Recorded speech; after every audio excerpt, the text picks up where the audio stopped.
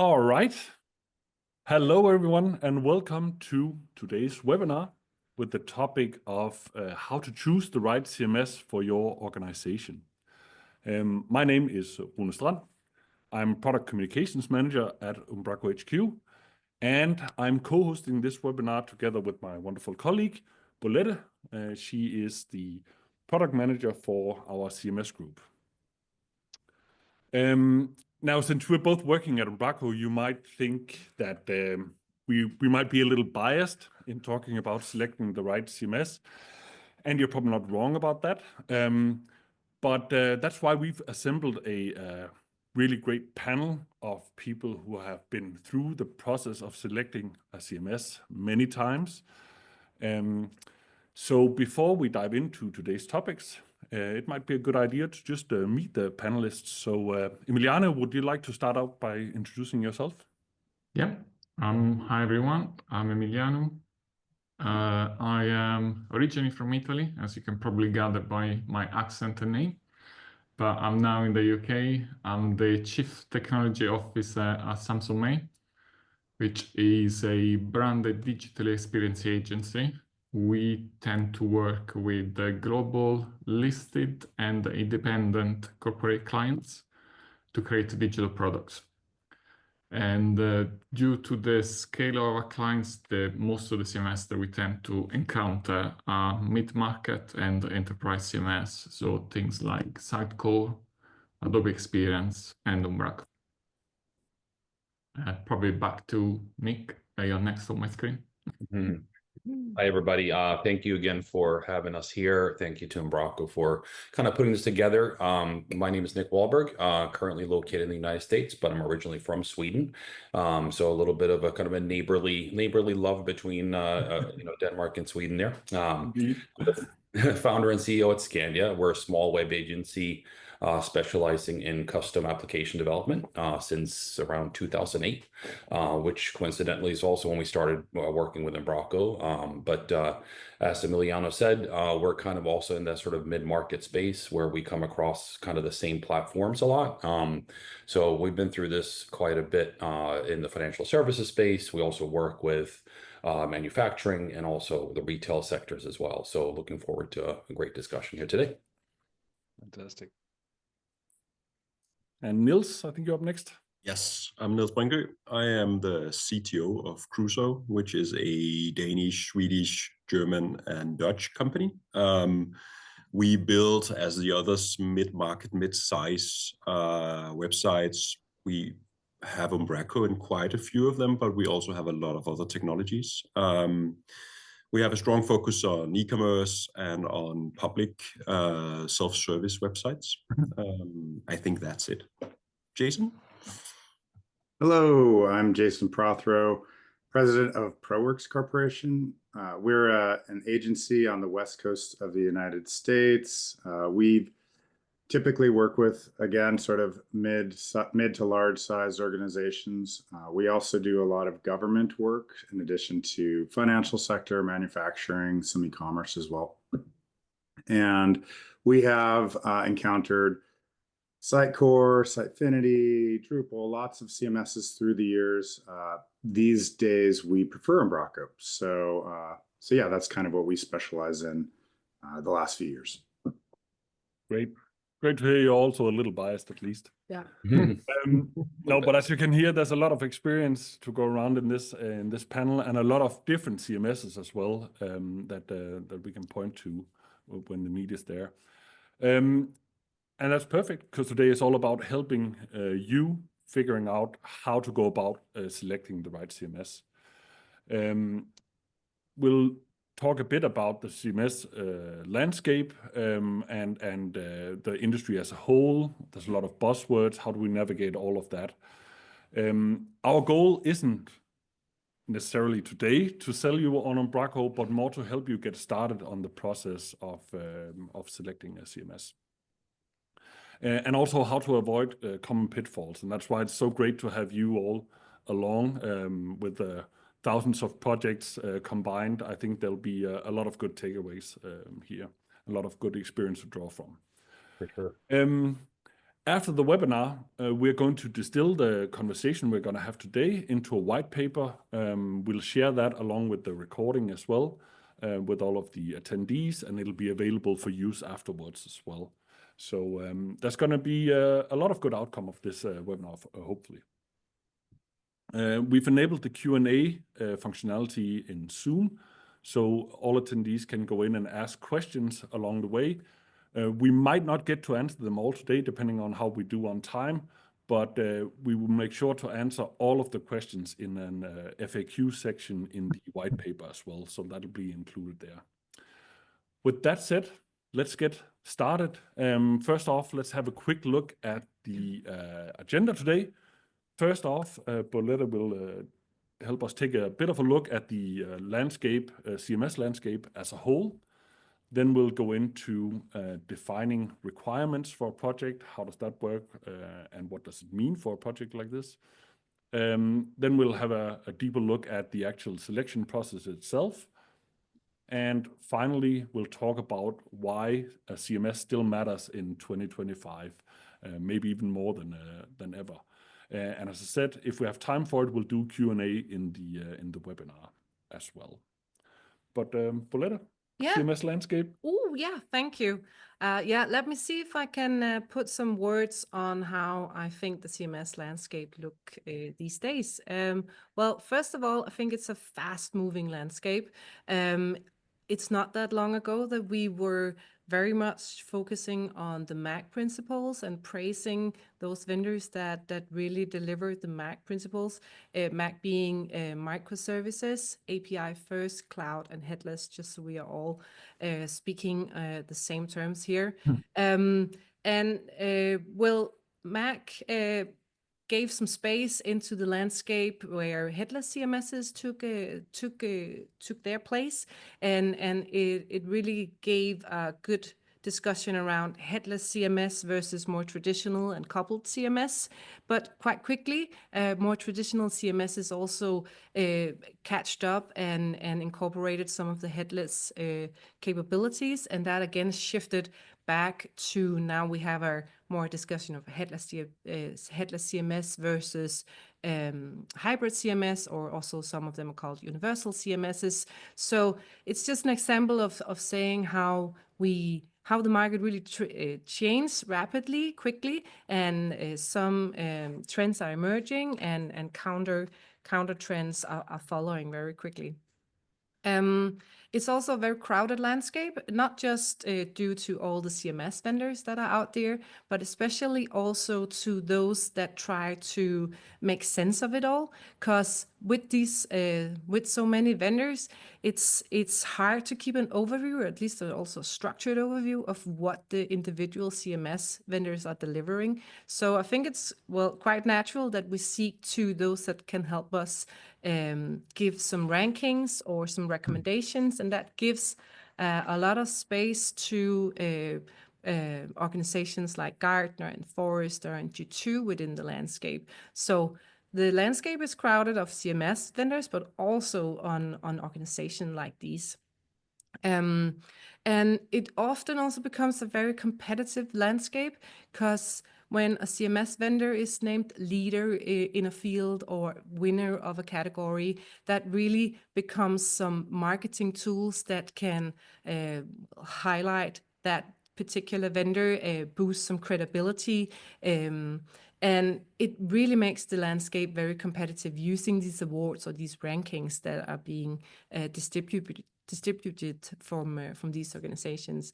And well, overall, it really adds to what I think is it's a very noisy landscape right now, because when we are comparing, what is it exactly that we are comparing? Are we making sure that we're measuring the same thing? It's not always that we do, and it's not always that the same CMSs are in the same reports. So getting this big overview is very hard to grasp. So when you look into the landscape, you have to be very sure what is being measured and what it is that you are comparing. Otherwise, you very quickly end up comparing apples and oranges. So I think that's my take on the landscape. It's fast moving, it's crowded, it's competitive, and it's noisy. So it's not really, well, it's a lovely place to be, but I can really understand that it's hard to navigate. So with the landscaping looking like this, how do we even get started on choosing a CMS? First of all, can we limit the noise in some way, or can we take a step back and first consider if it's worth starting by, well, defining what a CMS really is? I'm curious, Emiliano, is there a good way to encapsulate what a CMS is? Yeah, so I think in a very generic way, probably a CMS is a software that allows users to create, manage, and probably edit digital content. Typically a website, but it doesn't have to be a website only. It can be anything. It can be a mobile app. It can be a knowledge-based. It can be a private portal. So it can be anything that essentially you can edit in that digital space. That is the most generic probably description, but It's good to start with the basics. Yeah. Yeah, exactly. But I do think the CMS have changed quite a bit, and there is a lot that's been added to it. And so seeing them as just that is probably doesn't give it full credit. No? They are quite powerful platform these days that can help company to achieve their goals. So through, I don't know, it can be personalization, can be automation, it can be with various integration with career portal, CRM for lead generation. So there is a lot more that CMS can actually do. That some of those categories that is also being used, like full suite or DXP, is that some of the categories that make sense for what a CMS also can be? Yeah, certainly that. And I think when you were earlier saying that often we don't compare Apple with Apple, it's something different. It's like there are different categories. We often were clients comparing, I don't know, Psycho or Umbraco, and they put, I don't know, a WordPress in the mix, or they put Squarespace. Yeah. Actually, not exactly the same thing. And so I think there is a lot of confusion in that. And if I got just a moment, just a few minutes, I think clarifying that, because often I have this conversation with clients and saying, well, we are comparing the CMS, but we are not comparing exactly the same thing. So I think the few categories that I will mention is that there is CMSs that we call it no code. So again, the example of Wix or Squarespace, you don't need to have any development knowledge at all. You can go in the browser, put a credit card in, pay for the service, and start building a site. Yeah. There are CMS that do make sense, I think, for certain tasks, or it can be a stopgap if you want to put something live fast and have your presence there while working on something bigger. Probably makes sense, but they do come with limitations, and you are limited to what the provider is allowing you to do. It might be in terms of design. You might have a set predefined templates, design style they can use, but then there is no customization that you can implement. There is what some designers like. I call it low code. Yeah. Things like Webflow. So that essentially you can, a designer could potentially build the entire site within Figma and then push that into one of these platforms. But they do come with a lot of limitation as well. So again, when it comes to the flexibility of the customization, it's pretty limited.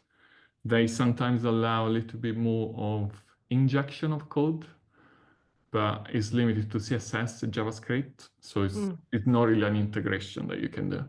So when you look at this mid-market, you can tweak things a little bit. Yeah. So you are very, very limited what you can do. And they still have a license to pay. It's not huge, and it depends. It's quite reasonable, but you are limited.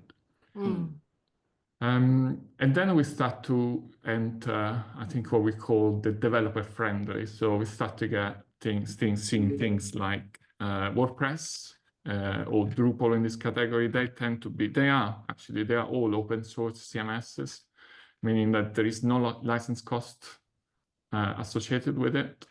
We get access to the full source files for those platforms. So that does allow us to build customization, extending the functionality of the CMS. So they can be extremely powerful. They're open source, so there is a community behind of developers, which does make things a lot easier. You get a lot of support of the community, especially on those CMSs where they have quite an active community behind. Even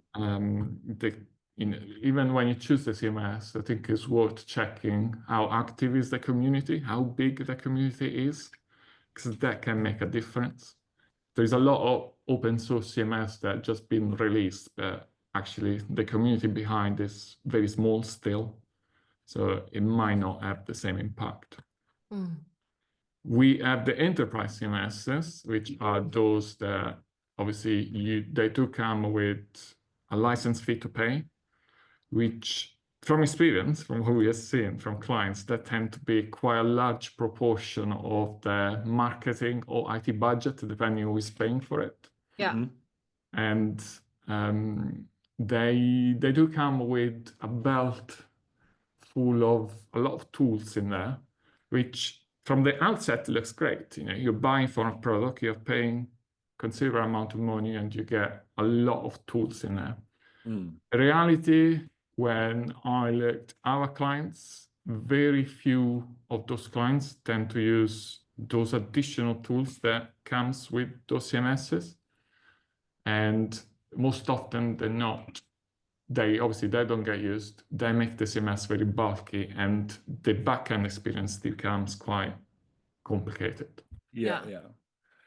I think the takeaway here is that there's a huge variety in what you get from the various categories of CMSs, but then figuring out how do you actually go about selecting both the category that you fit in, but also is it enterprise versus do you need a full suite, or do you need something where you can do more customization yourself?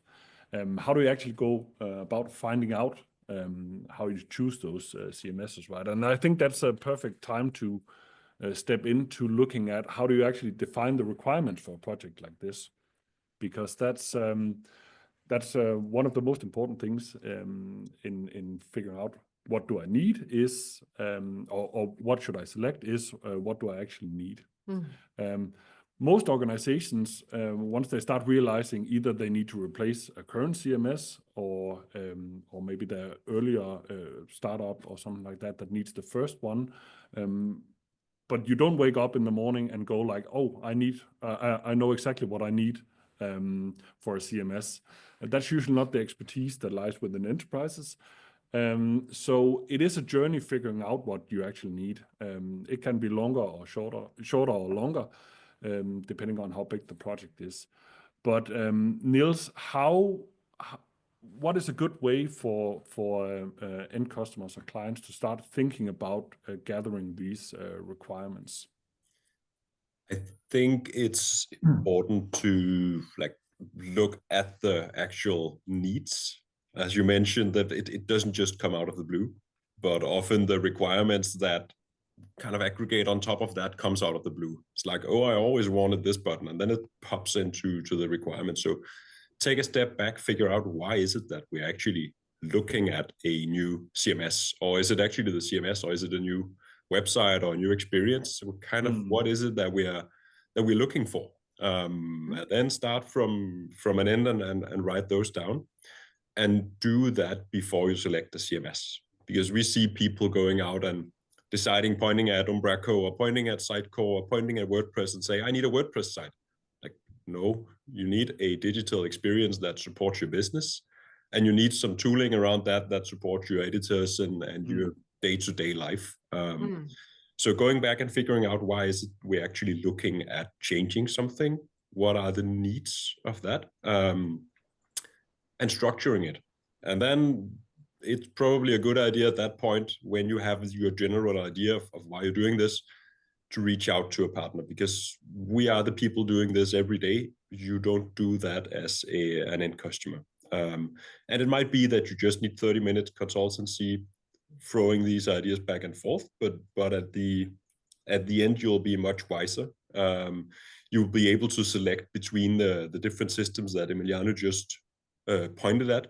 It makes no sense to go with a large scale site core site if you just need an online presence to show your phone number, and Wix is completely fine. Or if you need a simple web shop, so kind of use the tools that matches what you are about to do, but also are within the price brackets that you're willing to pay, because there's so many things that's interesting in this, and that you have to know about. And I think it's important to write these things down so you remember them during the project, because in the end you'll be looking at it and maybe saying, why did I actually choose this system? And if you didn't write it down, then you will have forgotten it, and you will have had a scope creep that is just insane.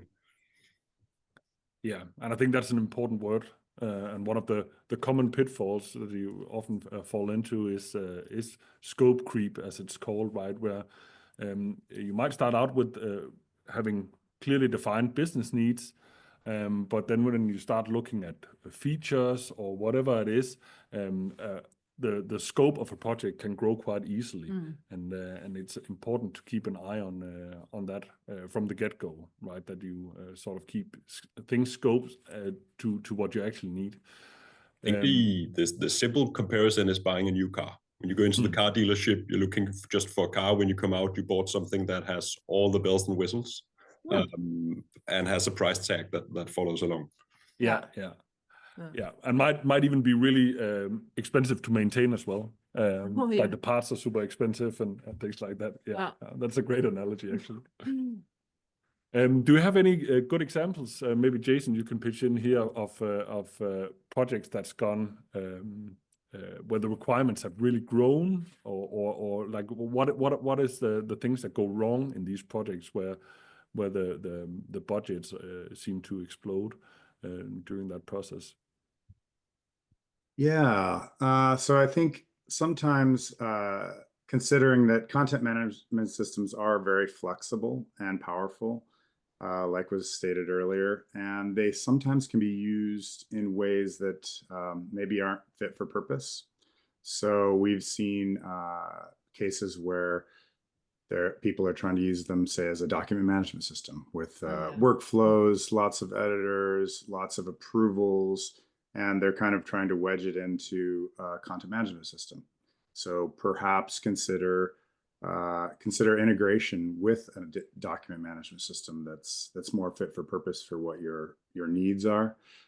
Typically, content management systems can do a lot of kind of light lifting in some of these spaces, maybe product information systems or digital asset management, all of these sort of adjacent spaces.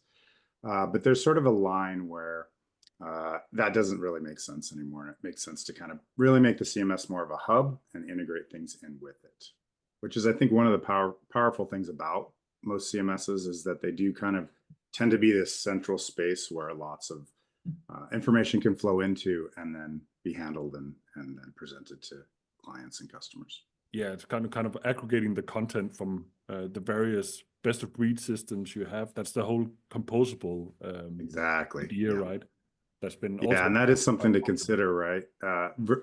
Something that tries to do everything versus something that's easy to integrate with and compose with kind of best of breed pieces. Yeah.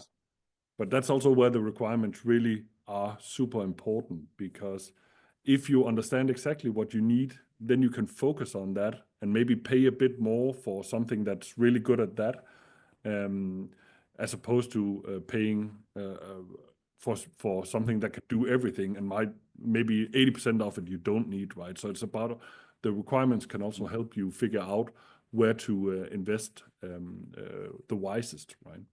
Right. Yeah. And a good part of, or a good thing to do once you've started mapping out your needs and requirements is refinement. That's super important. And Nick, I hope you can share some experience around this. Yeah, for us, it's always about asking the questions, right? And maybe also challenging the assumptions, because a lot of times, we see all kinds of sizes of RFPs come through our desk, right? Where some of them are small, some of them are huge. But in most cases, and I think probably everyone on this panel will agree, it usually contains the kitchen sink. It has everything in it. And now you need to start sort of peeling the layers back a little bit and start asking those questions. And I think, Niels, you kind of alluded to this too, to say, do you really need this, or does this satisfy a business need that you have, or is it something that you heard about and you read that a system does a certain thing and now you really want it? Those kinds of things, right? And so asking the questions, and having that analysis phase to really think about what the implementation should look like, and a lot of times that could also be a phased approach, right? So we say, hey, listen, let's go and think about what we want out of the gate, or a go-to-market strategy. People use terms like MVP, like just to get something out to market, and then build on that. And that's really that refinement process of thinking about, how does this work? Does it satisfy the end client or the end user at the end of the day? And what changes and feedback are we getting as we release, versions of this product? And I think that's a nice way to do it. That's not always possible, of course. We can't always iterate. At some point we have to be done as well.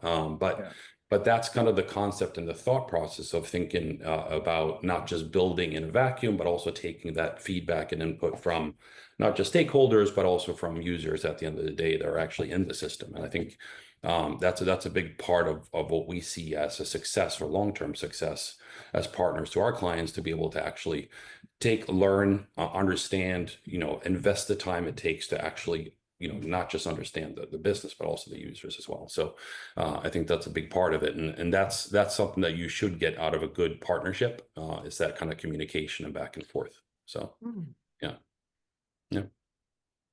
Really great. And I guess most people can recognize this as well from all sorts of different industries. It's really hard to get things perfect the first time.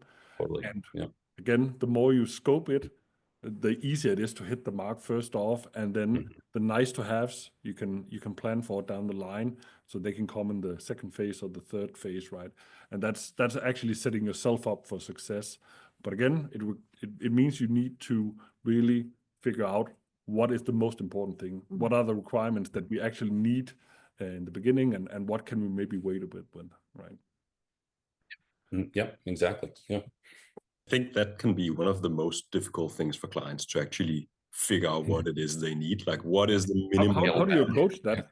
How do you help when them? you can see that there is a need for refining or asking these tough questions? I think it's good to start from the business objective, right? Instead of focusing on the CMS functionality, is what is your business objective? What is that you're trying to achieve? And then as a partners, we can guide you through the CMS landscape, whatever is going to fit better needs. I think that is always, to me, the best approach, because even with the one CMS, there are so many different setups that we could do.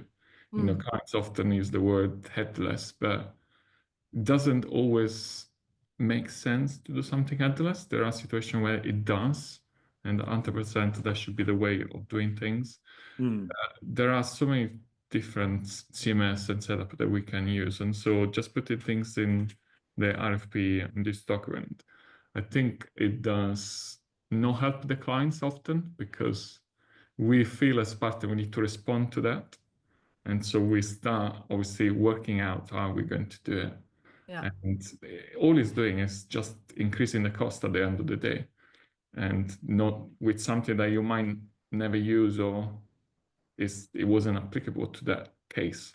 So figuring out the business objective first, working with a partner, I think is the key.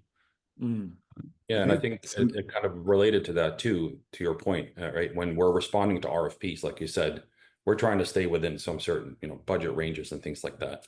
I think it's important from the other side, when you get a response, to really look at it and consider what the questions that were addressed in the response, and have those conversations. Because a lot of times I feel like it's probably easy to dismiss something just based on price, or based on, I don't know, descriptions or whatever it might be. The conversation, the back and forth, I think is invaluable when you're talking about, doing this process. And then also kind of limiting, you probably don't want to get 15 responses. You probably want to get, 5 quality responses, right? And that sort of thing too. So I think from that side, as part of the selection process, is kind of looking at it with a critical eye, but also being willing to have those conversations to make sure that you're getting what you want, right?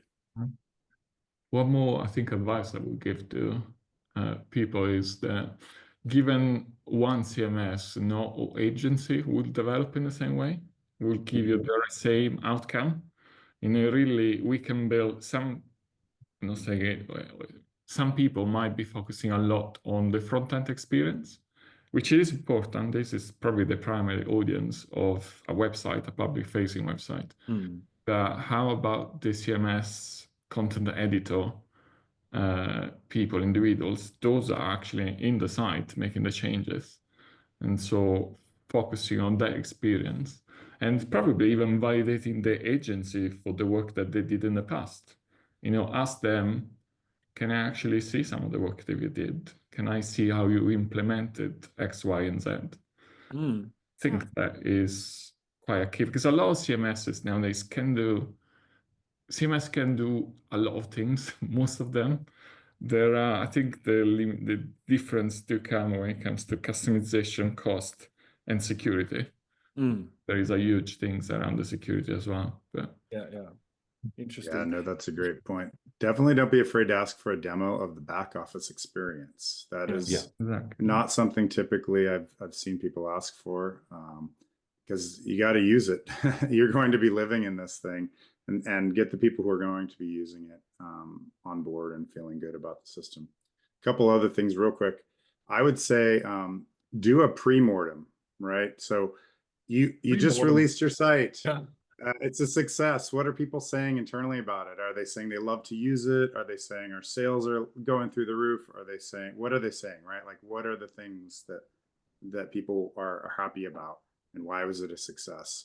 And that might be kind of some of the goals that you might want to have for the site. And if you're thinking about kind of how do we get to minimum viable product or project or whatever, ask why ask why a few times for each kind of major feature.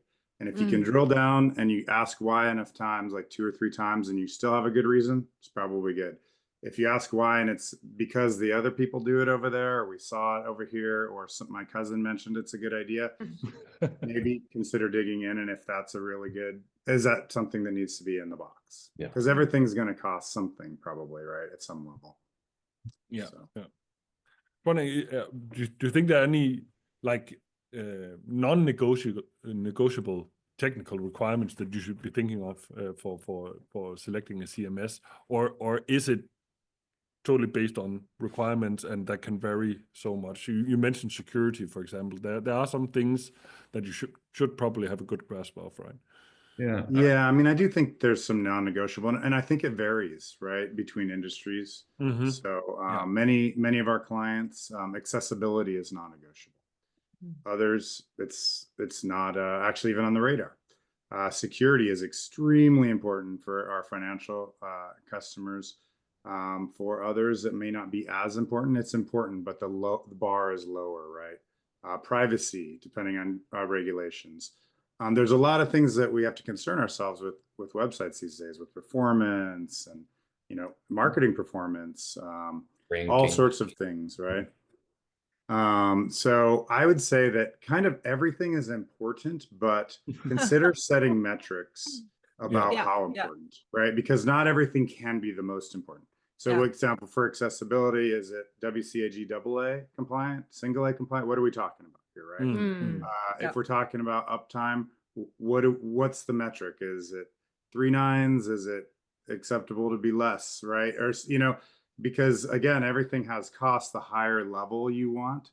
So stay focused on the things that either you're required to do because of regulations or are really important to your business. Then other things, just set goals and then make sure that the implementer or your team understands the goals and that they're, reasonable, I suppose, for the business. Yeah.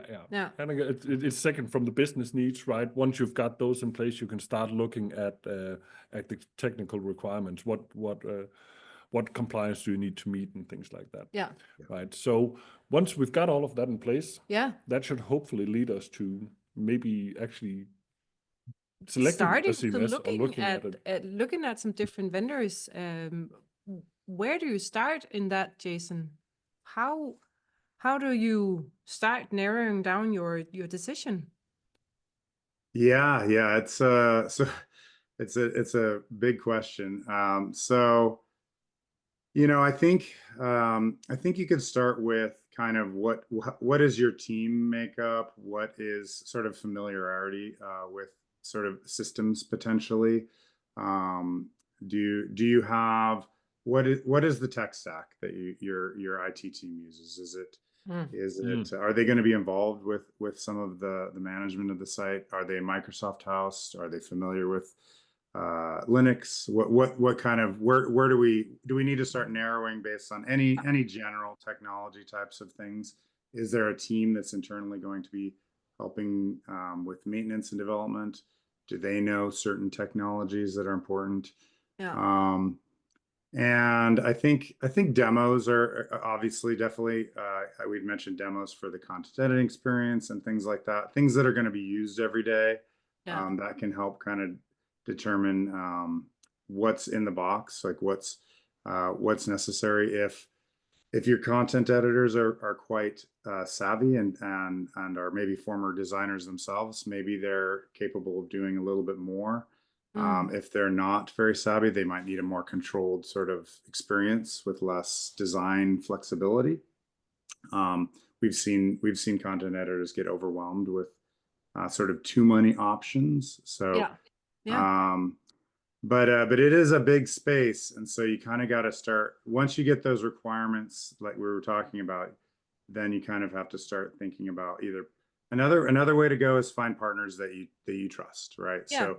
And have them help you guide you, which is a really good way to go, honestly. If you have some people or you can find some partners, even just for the specific systems that you're kind of looking at, I think that's a great way to start. Yeah, and I think that's kind of to dovetail on that a little bit. One of the things that we've offered in the past and that's been successful is actually offering to help with the RFP itself. That doesn't necessarily mean we're going to get it, but we can help you kind of craft the RFP, can help you think about the technical requirements, and then kind of specifically if you're talking to a potential partner that is in your industry. I think that's a big thing to your earlier point, Jason, about regulatory requirements and things of that nature. Find someone who actually understands that business and knows what questions to ask. Because sometimes, if you're unaware of a certain vertical, it might not be, you might not be asking the right questions as a vendor, right? Or understanding what the requirements are around, legal documents and things like that. So,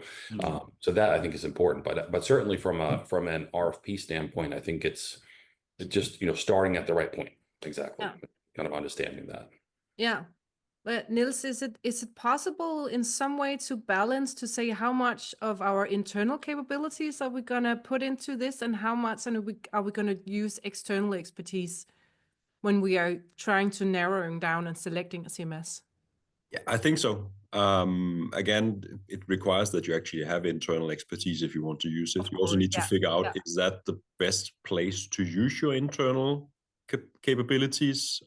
Maybe you just want the whole site built and then take it over. Maybe you don't want to touch it because your developers are actually building something that is domain specific for whatever you're doing. So the website is just, we could do that internally as well. Of course you could, but you might not be the best to do it. You might remove competencies from other places.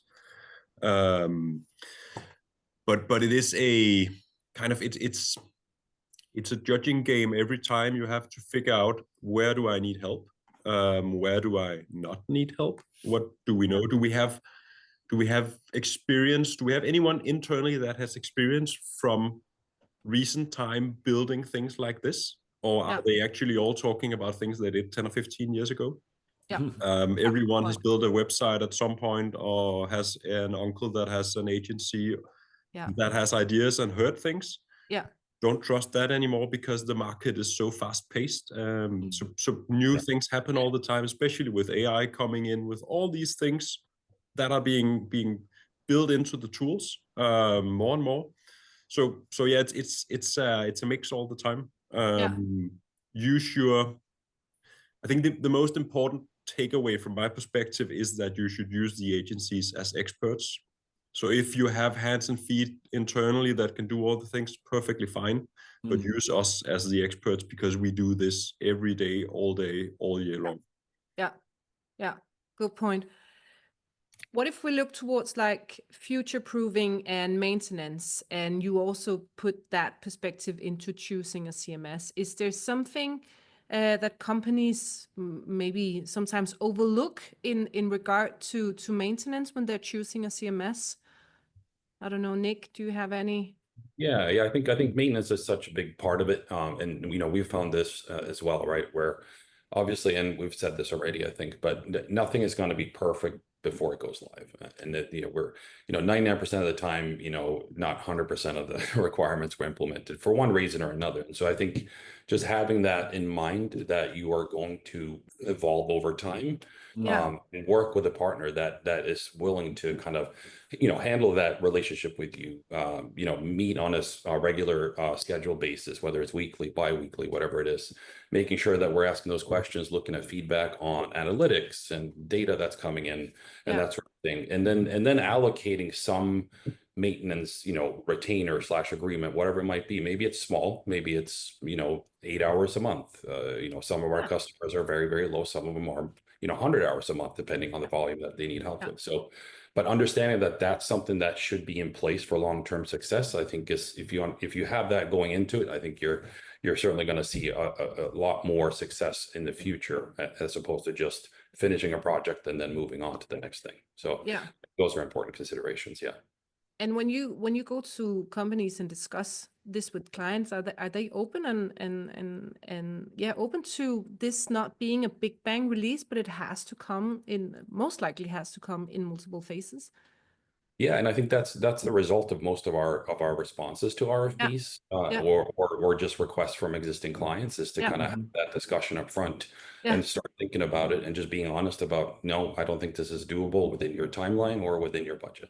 So now we need to look at what the alternatives are. We don't want to say no, but we want to kind of guide you to that direction. I think that happens kind of organically as you start talking about things. If you're asking the right questions, the realization kicks in of like, oh yeah, no, that makes sense. I guess we can't do everything in 3 months, or whatever it might be. So yeah.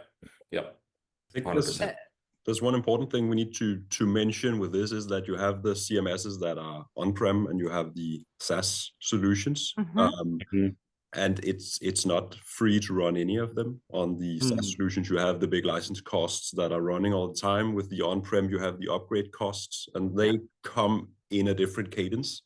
So you don't have the monthly payout for the SaaS solution that is always upgraded. But with the on-prem solution, with Umbraco and with the others, you should still save up for this upgrade cost or the maintenance cost, and they will come in chunks at some points. Yeah. What about, Jason, maybe you have a thought on this, but what about vendor login? Is that something that you should not worry, but is something that you should consider already when you're narrowing down what CMS you want to use? Yeah, definitely. So I think some red flags to kind of watch for. Definitely, I mean, we've talked about licensing. Who owns things? Are you able to, do you have access? To the code that you're paying for, basically, right? Are the partners or the CMS providers locking you in either with their licensing sort of agreements or just the contracts? Or can you, if you're not happy, are you able to get out of that easily and move to a different partner? I think that those are all sorts of things that those are more red flags, I guess, when you're evaluating CMS. But I don't know, hopefully that answers that question. Yeah. Thanks. Yeah, I think too, one of the things that we talk about now with open source is the project, commercially backed? Is there is there a support line that you can come to, whether the vendor you chose, it goes bankrupt or not, whatever might happen, right? Maybe you have a disagreement, whatever. Is there someone I can reach out to as a lifeline to be able to actually, get that extra support, or find a new vendor that has been approved and vetted and all those kinds of things too. So yeah, just to kind of. All right. Yeah. So summing up a bit on what you need to consider when you are starting to narrowing down look at your tech stack. Is there anything in that where you can already start to narrow CMSs down and say, well, we have greater experience with this, or we have people in-house that knows how to deal with this. Take a partner on board, discuss, help again refine it, help get the expertise on what CMS is very good for exactly your requirements, and then be aware of these red flags as you move through your evaluation of your CMS. Yeah. All right. Well, why do we need a CMS? I mean, that's a good question. Yeah.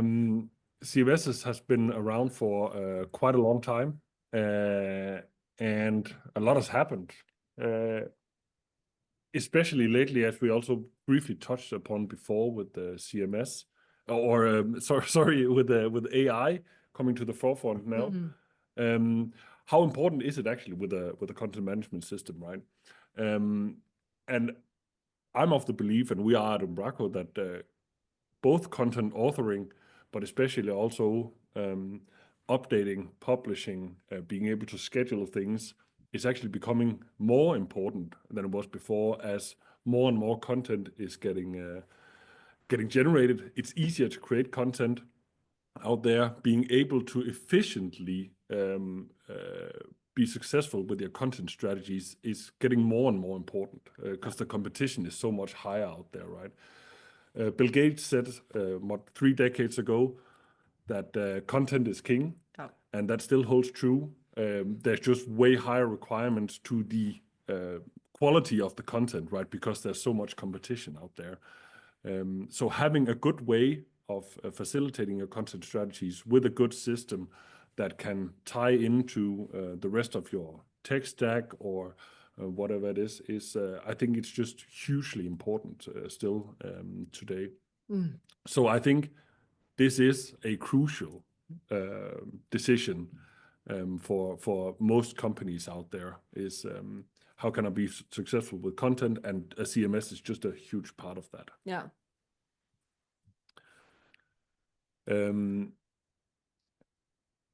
So we talked a bit about the role of a partner in all of this. Niels, are there any points where we could say it really makes sense to bring in an implementation partner here? Do you have any advice on that for the people out there looking at CMS right now? It depends, but yes, I would say if you don't have any competencies, or it's a long time ago since you did it, always bring in someone. If you are in doubt, or if you start feeling that it grows, everything just becomes difficult, or you don't know what to do, bring in someone. And again, find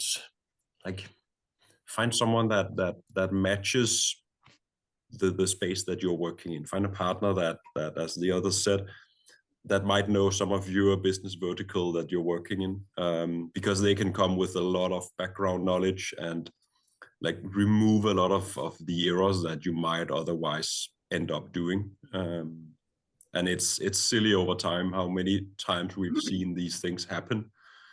And of course, everyone has to learn at some point and become the business vertical expert. But kind of, if you can find someone that knows what you need to do, you should really go for that. Yeah. Consider, agencies we've maybe done hundreds of projects, right? And so internal resources maybe have done 1 or 2, right? So just the level of successes, maybe failures learned from adjacent clients that have similar needs, but maybe have something they're doing that's interesting they could apply. There's a lot of value in just that experience of an agency and potentially just a partner, technology partner too. Yeah, yeah. But there is always more than just delivering the site, right? So we mentioned before the ongoing maintenance, but the site is available 24/7. There is so many things affecting the site that as a partner, we do see, we can talk about DDoS, we can talk about all different type of things that can happen on a site. And internal IT team, they are not used to deal with those situations. And so a partner can really help you in those times as well. So I think it's quite key. Yeah. Actually, an important thing to ask your partner as well is like, what do you do after we go live? Because some partners don't do any maintenance after go live. They just hand it over and say, we're done. Here's your nice website. Yeah. Good luck keeping it running. Yeah. Do you need 24/7 support? Do you need running updates? Do you need someone to hold your hand when you launch a new thing? So also figure out what's that process like with the partner that you decide on. Because look at the partner as a long-term thing. It's not just building the website, it is also maintaining it year over year for a long time. Yeah. Yeah. Nice. Okay, well, wrapping up shortly, but without making this a sales pitch here at the end, Emiliano, do you have any good advice for when Umbraco is actually a good fit for selecting the CMS that the client will go forward with? Well, in honesty, I would say that when I look at our clients and the one that we have been able to support clients from very small, when they are quite very small company, to then when they start to become going through an IPO listing and go through the mid-market. So every time we used Umbraco in those instances, we have always been able to say with confidence that Umbraco was there, it was the right CMS and was going to be a platform that they can grow on. So I don't want to say that Umbraco is the best, but I can definitely say with confidence that using Umbraco in those situations, I can actually, it does help. It just makes our life as a partner a lot easier because with confidence, we can say, I don't know for sure what your future needs are, but I'm fairly certain that we will be able to achieve them with Umbraco. We don't have to pay that very heavy fee. Yeah, I think that is a really big selling point, aside from, of course, meeting requirements and all of this, but the fact that you don't have a license cost upfront necessarily. Of course, there's still money you need to invest, and also if you're purchasing add-ons, you need to plan for the hosting and all of these things, right? But the fact that you, instead of paying a big license fee, can invest in development. Yeah. But you mentioned the license. You mentioned that you have to pay the license cost. In technically, you only would pay for those licenses with Umbraco only if you need something. I can add a feature like personalization or I don't know, the workflow, something a little bit more complex in there. But I only do that when I actually need to do so. And I don't have to pay the license up front constantly every year, every month, every quarter. As it's quite a big difference, I think. Yeah, and I think too, like with Umbraco, one of the scariest things about Umbraco is that it's a blank slate, but it's also one of the best things about Umbraco because it does really give you that ability to customize, do what you need with it. And of course, as we alluded to earlier too, that doesn't always end up well, depending on the implementation partner. We've all seen projects that we've inherited, and we look in and go, "Oh, what were they thinking here?" And so it's one of those things where, again, I think it's always the right tool for the right job. But in our case, just to echo a little bit what Emiliano was saying, is that it is 99% of the time it's going to be a good solution for customers of ours in the fields, in the verticals that we work in, because we do have the ability to completely think about the business needs and do an implementation that's specific to them, and not have to worry about, oh, well, we can use the tool that comes with this licensed product and then tweak it to do something else. It's really, that conversation never has to happen, which is amazing for us as developers. So yeah. Cool. That it sounds like that is one of the big advantages of Umbraco is the low entrance cost, you could say, probably, and also the flexibility and scalability it has afterwards. So even with a reasonable or relatively small budget, you can get off the ground, but then can grow as your company grows, for example. Yeah. Right? Mm-hmm. Absolutely. Do you have any examples of that happening, like smaller projects going into larger ones? Yeah, so we worked, I mean, some example is Watch of Switzerland. It's probably quite well known clients. We've been working for them for 7 years, and since day one, they've been on Umbraco. So we supported them from, again, the very beginning, going to the IPO, and then becoming a listed company. And even now, recently, as you know, there's been end of life. They have no objection in going to the next version of Umbraco and doing the upgrades. As a partner, we advised them that when we told them that things were coming, we planned for it, and they took that as a great opportunity. There's been, I don't know, another big clients in there. Let me think. Rosberg Industry, again, went through a similar process. And Meros PLC, that's quite a big client on us, FTSE 100 clients. They get a huge amount of traffic. And again, we use a headless architecture for them within the same site. We started with one site, and then the client came and said, oh, can we actually add more sites to the same architecture? We could do that because we were using a platform that we knew from the start that had this capability. And so we didn't have to start from scratch. We just changed what we needed to change in order to make that happen. So there is a lot that we can do there. And some of these clients actually been awarded that got quite well recognized in the fields that they work with, that we work with them. So I think they are, yeah, it's a good solution. Very nice. Well, do you think we can maybe grab one question from the Q&A here before we wrap it up completely? But Kevin asks, what are the key factors that businesses should be prioritizing when selecting .NET CMSs specifically? And how do these priorities change based on company size, scalability, and budget? So is there anything that you can say for the .NET side of things that are particularly important to take into account? I think you're pretty safe selecting a .NET-based CMS, especially if you're going with the newer versions that usually called .NET Core, but it's now just called .NET. So if you are on those versions and select a modern one, .NET has become so widespread and well-known, and there's such a big developer community that does .NET, meaning that you can find developers anywhere in the world that does this.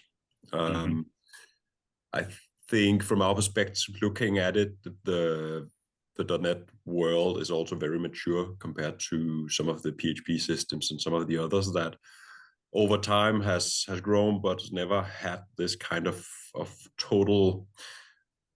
Yeah, to take a step back, when we went from .NET Framework to .NET Core, we did a total revitalization of a lot of these systems because the technology was changed inside. Which meaning that Umbraco and all the others had to rewrite a lot of stuff and rethink all these things. And this is a few years ago, so the ones that are still standing have done it right in some way. That would be my. Yeah, and that's had a big impact on things like performance and security and productivity as well for developers. I think a lot of good learnings have been taken over there. Yeah.